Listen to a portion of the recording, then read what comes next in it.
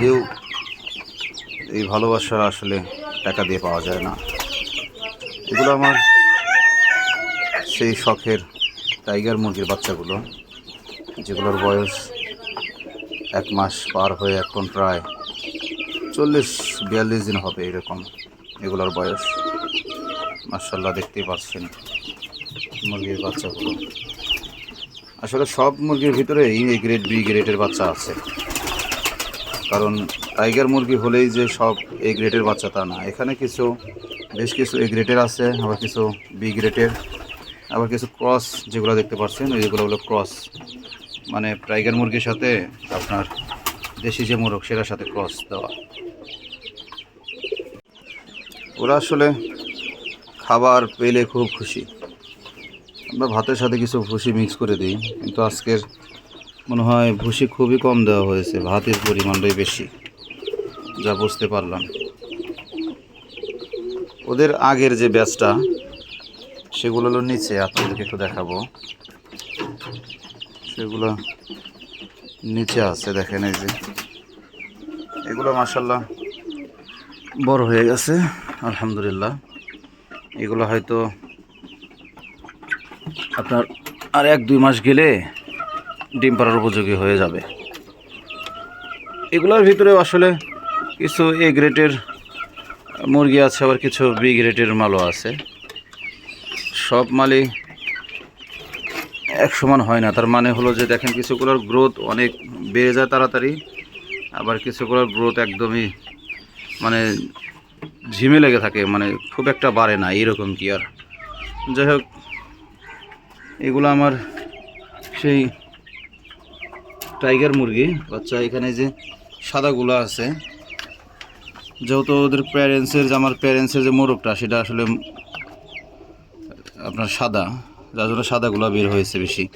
এই সাদাগুলোর মিউটেশন যদি আপনাদেরকে একটু বলি, একদম মানে মিউটেশন কিছু ভাগ আছে না, মানে সর্বনিম্ন যে মিউটেশনটা বলে, মানে একদম নর্মাল যে মিউটেশন, সেই মিউটেশন হলো আপনার হলো এই সাদাগুলো।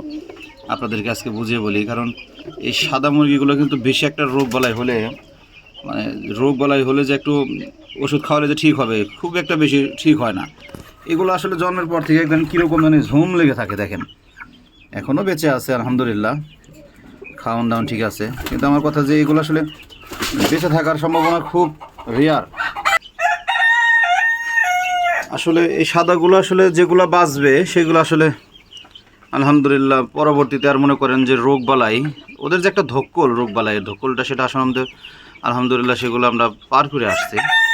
তবু বলি যে আসলে মুরগির যে রোগ বালাই সেটা আসলে সচরাচর হুট করেই হয়। আপনি যতই সতর্ক থাকেন না কেন, দেখবেন যে হুট করে আপনার রোগ বালাই এসে পড়ে। আবার আসলেই যথাযথভাবে যদি আপনি ব্যবস্থা না নেন, তাহলে বেশ একটা অবস্থা যে ভালো সেটা কিন্তু হয় না। দেখেন ঝুম লেগে বসে আছে সাদাগুলো, অথচ আমার এই দেখেন ওর সাথেকারগুলোই লালগুলো মাশাআল্লাহ দেখেন গ্রোথ মাশাআল্লাহ অনেক সুন্দর এখানে আসছে। সবই যে আসলে যে একভাবে বেড়ে উঠবে তা না। যে আমাদের কোয়েল পাখি ডিম দিয়েছে, আমার ছেলে তুলছে এই যে একটা ডিম। এখানে আমার কিছু আমেরিকান যে জায়ান্ট কোয়েল আছে, বেশ কয়েকটা ছিল, জবাই করে খেয়ে ফেলেছি, কারণ ডিম বেশ একটা দিচ্ছিল না বোধহয়, জবাই করে খেয়েছি। 2টা আছে, এর ভিতরে একটা রেগুলার ডিম দিচ্ছে, আর একটা হয়তো কিছুদিনের মধ্যে ডিম দেবে ইনশাল্লাহ, আমার বিশ্বাস এগুলো ডিম দিয়ে দেবে ইনশাল্লাহ। এখানে আমাদের ডায়মন্ড ডাক ঘুঘু আছে, ইতিমধ্যে ওরা একজোড়া বাচ্চা ফুটাইছে, যে দেখেন এই যে নিচে বাচ্চারা বড় হয়ে গেছে আলহামদুলিল্লাহ।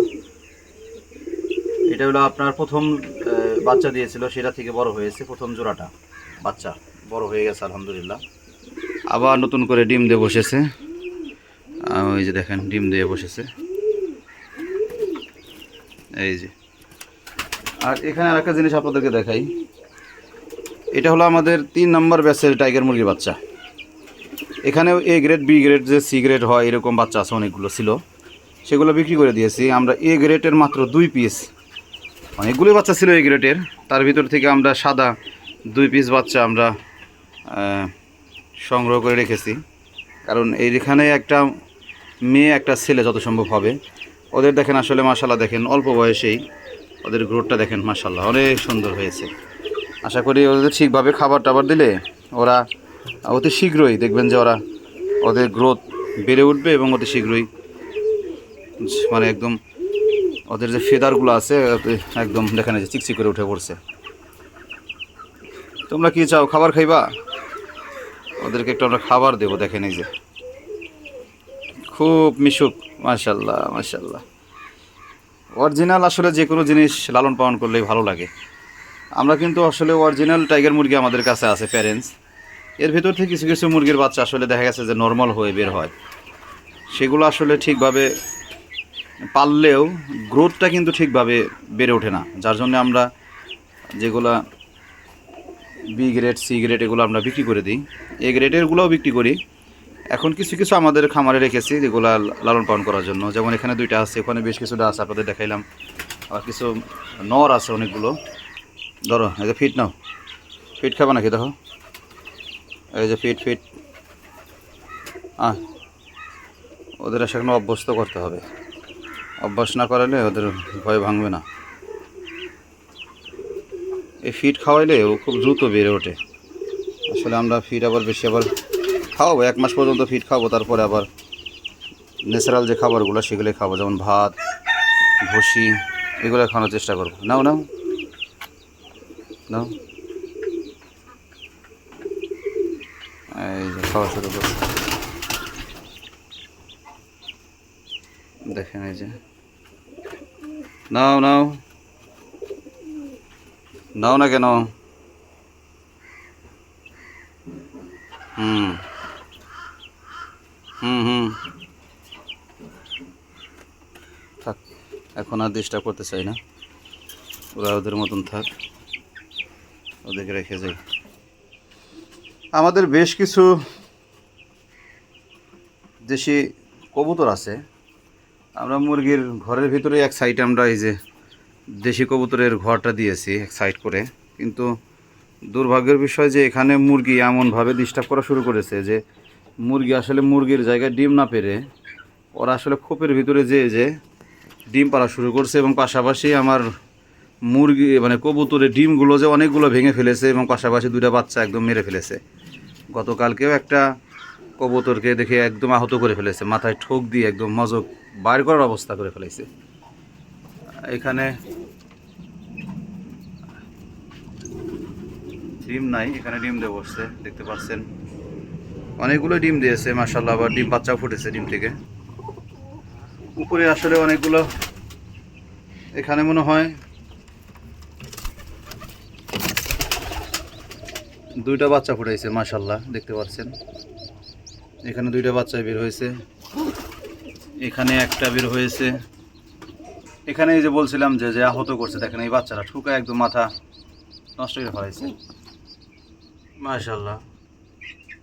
এখানেও 2টা আছে, আশা করি।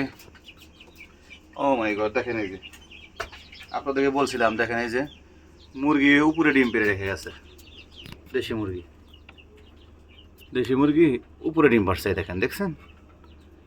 বললাম না যে ওরা আসলে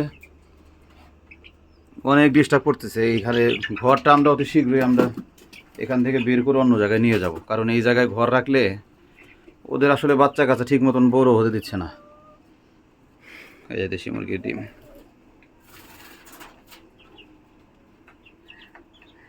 কিছু দেশি মুরগি আছে যেগুলো আমরা বাচ্চা ফুটাচ্ছি, এর আগেও আমরা অনেকগুলো বাচ্চা বিক্রি করে দিচ্ছি দেশি মুরগির। দেশি মোরগটা আমাদের মোরগ ছিল 4 পিস, আজকেও একটা জবাই করে খেয়ে ফেলেছি। এখন একটা মোরগ রাখছি শুধু দেশি মোরগ, আর 5 পিস আছে হলো দেশি মুরগি।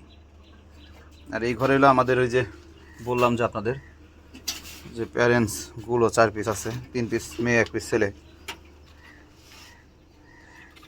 টাইগার মুরগির। দুর্ভাগ্যবশত আমাদের টাইগার মুরগির পাওটা কী যেন সমস্যা হয়েছে, হঠাৎ করে দাঁড়াইতে পারতেছে না। দেখি আমরা আজকে ওর জন্য ট্রিটমেন্ট নেব, ডাক্তারের কাছ থেকে কিছু ওষুধ নিয়ে আসবো। নে খা।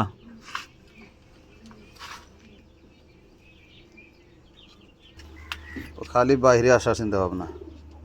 এই দেখেন আমাদের হাঁসের কিছু খাবার দিয়েছিলাম, ধান, সেইগুলাও এসে খাওয়ার হানা দিয়েছে আমাদের দেশি কবুতর।